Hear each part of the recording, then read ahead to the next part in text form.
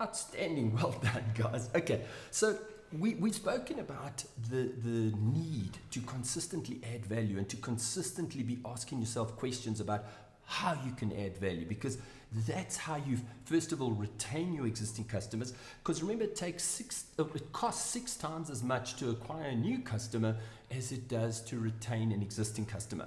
So the first thing you want to do is you want to consistently be adding value to your existing customers, and then closing sales becomes so much simpler when you consistently add value to your prospects as well. So let's move on to understanding how important it is to add value during any sales meeting. So this could be a sales meeting with an existing customer or a prospect. Okay, so the first thing you want to consider is, we've spoken about an agenda. Now, what's the point of having an agenda? Well, the operative word here is, by having an agenda, first of all, it forces you to consider, what is the reason that I'm going to visit this customer? Secondly, it forces you to cover all the outcomes. What are the points? What are the things that you want to find out during the meeting? It forces you to have that. Thirdly, what it does is it shows your customer that you value their most valuable possession, namely their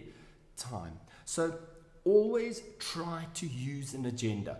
It comes across as more professional, it comes across that you're prepared, and it comes across, it helps you to differentiate yourself from your competitors. Because remember, your competitors are just showing up and shooting the breeze, versus you, who is thoughtful, prepared. You show that you have a deep understanding of the customer's business, you appreciate their time, and ultimately, isn't that what adding value is all about? It's about standing out. It's about being different. Secondly, remember I said to you, while you're doing your research, you want to be planning.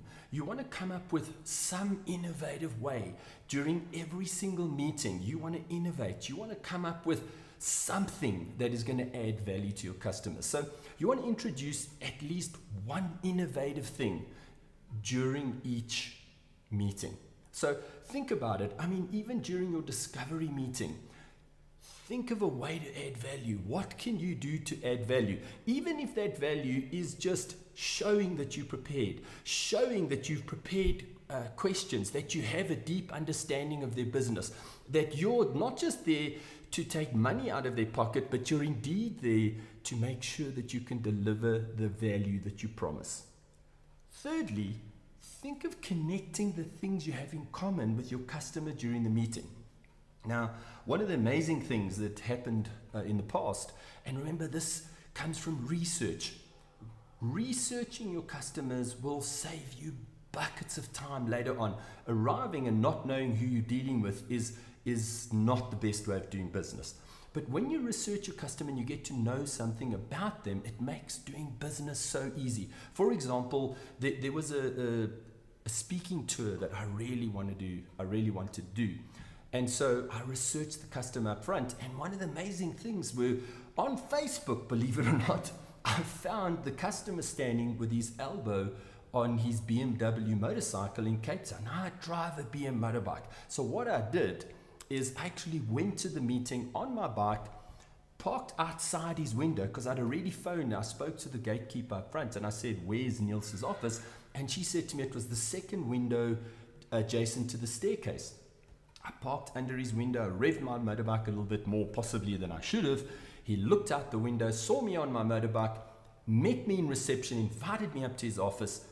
We didn't even discuss whether I could do the speaking or not. We spoke motorbikes for an hour, and literally on the way out, Neil said to his PA, he said, "Cancel the meeting with Ivan, Andrew's got the gig." So connecting things, or should I rather say finding what you've got in common with people, makes closing sales so simple. Because remember, people like to buy from people like them. So figure out, discover, uncover. Even if you don't have something in common with your future prospect or your customer, think of ways of connecting something you do with something that they do. Either their hobby or their sport, or some way of connecting. So this takes preparation, but the benefits are so huge that it's really, really worth the investment of time. The next thing is I just want to ask you, what do you think the most important word in the English language is? Well, it's your name. And I can hear you sitting there and going, yo, that's in fact, that sounds extremely narcissistic. Well, think about this. If you're in a group photo of 10 people and you look at the photo, who would the first person be that you'd look at? Well, yourself, right? So if you're going to look at yourself first, you value your name. And so much so that when somebody uses your name, you actually begin to trust that person. It's a psychological connection that we have with people that when we use their name, they don't know why they do, but subconsciously they start to trust us. And remember, one of the most crucial things when you're buying something from somebody, you have to know them, like them, and most importantly, trust them. And then finally, you want to find innovative ways to always exceed your customers' expectations. What I find this really weird is people always say, under promise and over deliver. Wow, it's really selling your customer short. I always say, promise plenty and then go about delivering way, way more than that. Because once you exceed your customers' expectations, or you strive to consistently exceed your customers' expectations, firstly, you'll never lose them as a customer. Secondly, they will gladly do recorded testimonials for you, which gives you the opportunity of trust transference when you go and see other customers. They will more than likely refer you to other customers. And if you really build that relationship and you really blow their mind, they'll even edify you. And that's where they'll actually pick up the phone a prospect or phone a prospective customer of yours, and they'll refer you. Man, that's just like walking in with your order book and saying, well, just sign on the dotted line. So think very carefully. Consistently ask yourself questions about what can I do? How can I creatively, innovatively exceed my customers' expectations on every level?